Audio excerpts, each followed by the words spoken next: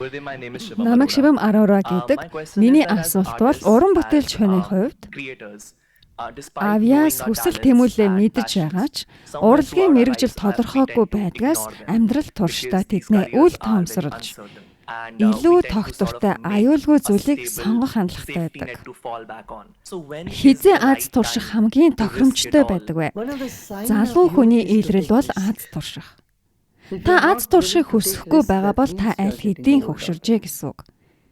Гэхдээ тодорхой хэмжээний эрсдэл ярьж байгаа шүү. Аавынхаа бүх мөнгийг бизнест оруулаад живчгээрэй гэсэн үг биш. Үгүй шүү. Нэгдүгээрт альч салбарт өсөж хөгжмөр байвал эрсдэл зайлшгүй. Хоёрдугаарт найдваргүй байдал ганц таныг хязгаарлаагүй. Энэ дэлхийн шилдэг амжилттай явах хүмүүстэй ярилцаарай. Тэд ч мөн найдваргүй байдалд байдаг. Дэлхийн шилдэг бизнесментэй ярилцаад үзээрэй.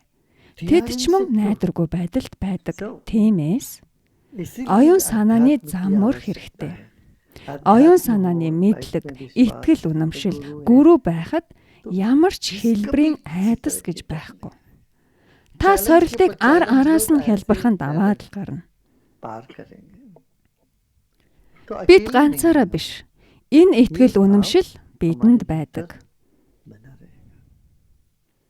Баярлалаа.